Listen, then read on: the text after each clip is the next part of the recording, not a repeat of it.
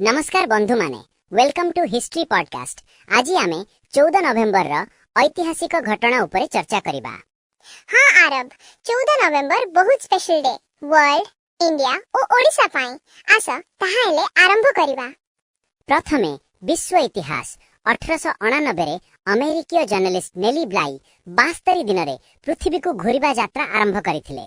1922 BBC British broadcasting company रा स्थापना हेइथिला। 1969 Apollo 12 mission चंद्र अभियान पाई पृथ्वी रु यात्रा आरंभ करिथिला।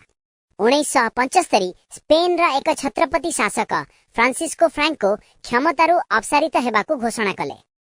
एबे भारत रा कथा 1899 रे 14 नवेम्बर रे अलाहाबाद थारे भारतर प्रथम प्रधानमंत्री पंडित जवाहरलाल नेहरू को जन्म होइथला। एही दिन को शिशु दिवस भावे पालन करा जाए।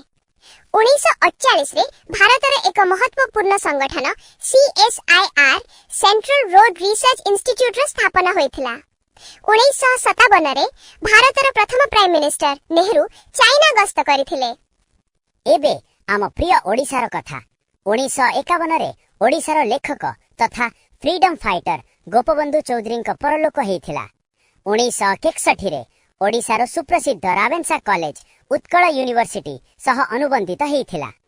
1984 रे ओंगिसा टेक्स्ट बुक माने गवर्नमेंट प्रेस रा आधुनिकीकरण करा जाइथिला। एहा थिला 14 नवेम्बर रा महत्वपूर्ण घटना। आशा करूछु आपण माने इतिहास जानिबार मजा नेउथिबे। धन्यवाद।